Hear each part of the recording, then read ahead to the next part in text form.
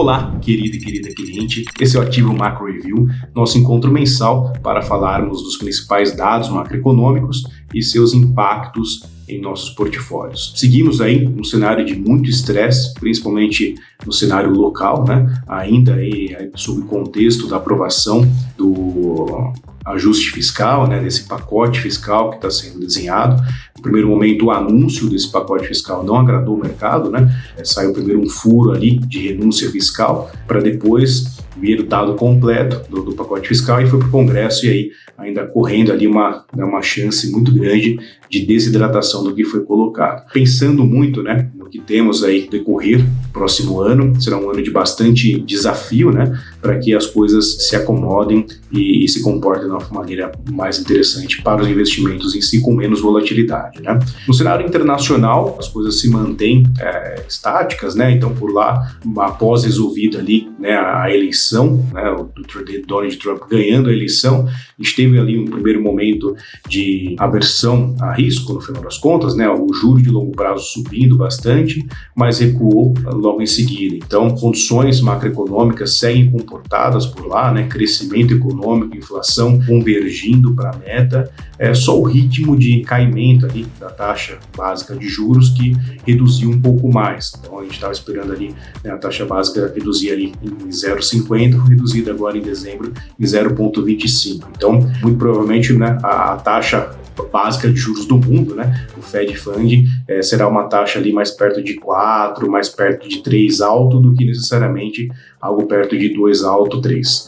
Então isso implica que o mundo como um todo trabalhará com taxas de juros mais elevadas. Diante desse cenário macroeconômico internacional mais calmo, eu acredito que o ano que vem teremos muita volatilidade por lá também, dado que o Trump costuma fazer ali uma gestão pelo Twitter, pelas redes sociais, isso gera um burburinho muito grande. Agora em dezembro, por exemplo, é muito provável que já exista ali uma interferência muito grande nessa aprovação do orçamento para o ano que vem, o orçamento americano, que é toda aquela discussão anual de que a economia americana vai ficar travada, de que não tem ali mais recursos, precisa se financiar para conseguir pagar ali o custo da máquina pública. O Congresso, o Senado, o Congresso vão lá e resolvem esse assunto. E o Trump está entrando já nessa jogada antes de pegar a caneta ali, querendo barrar ali, na verdade, esse aumento de teto também para o orçamento americano. Então isso gera ali uma volatilidade, gera um caos, e caos nos Estados Unidos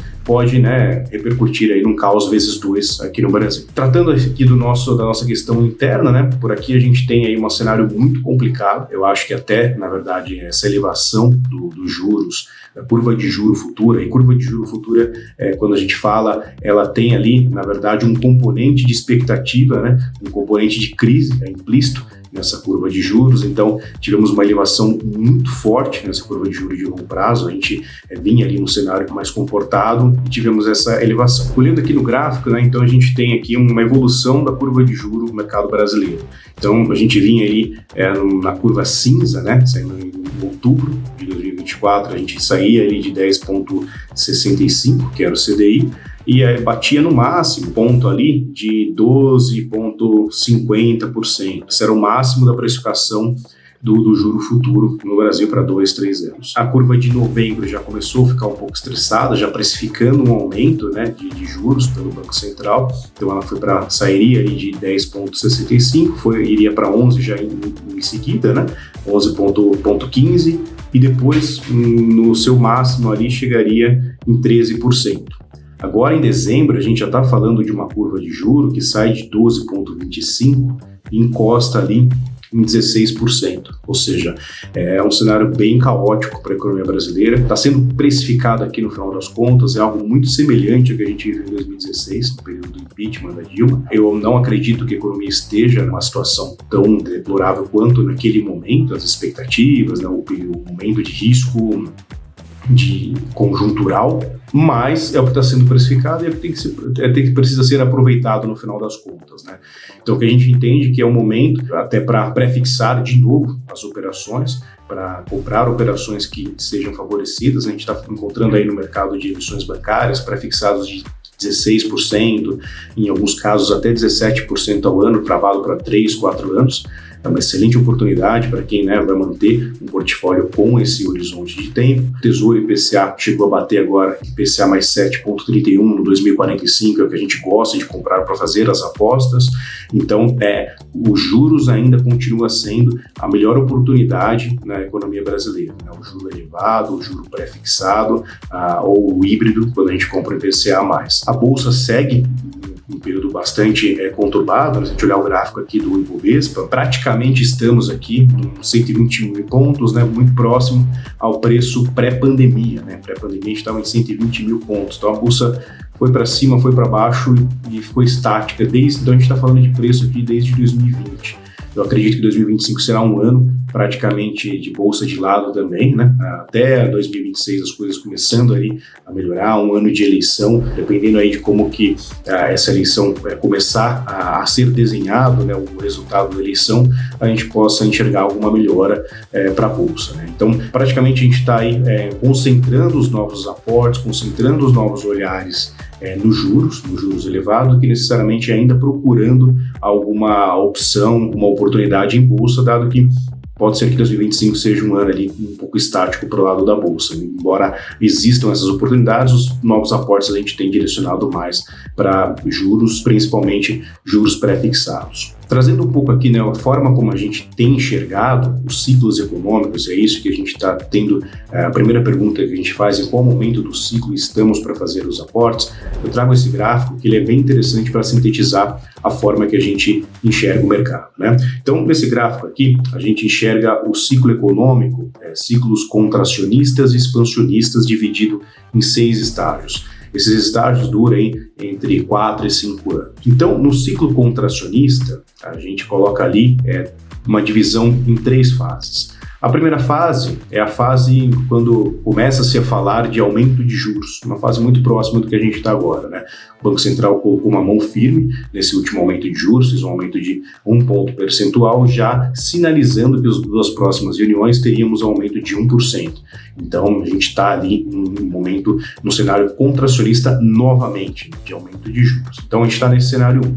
Esse cenário 1 sugere o quê? Compra de títulos, basicamente com 2 finalidades: compra de títulos pré-fixados, porque o juro longo ele ficou ali um pouco estressado e a gente consegue nesse momento capturar esse ganho, e títulos híbridos, pensando ali em marcação a mercado, comprar um título com uma taxa elevada, quando essa taxa baixar, a gente vende e ganha na marcação a mercado. Então, basicamente seria um tesouro pré-fixado, 27 e 31, para quem tem um horizonte mais de curto prazo, e um tesouro IPCA 2045 para quem pensa em marcação a mercado mais para longo prazo. No cenário 2, que não é esse cenário, eu estou imaginando esse cenário 2 aqui, estágio 2 do ciclo contracionista, lá para o final de 2025, é o momento que a gente compra massivamente mais ações, que as ações já estão no seu low ali, no momento mais drástico dos preços. Então, seria o cenário 2 para comprar mais maciçamente ações, pensando na valorização dela no longo prazo.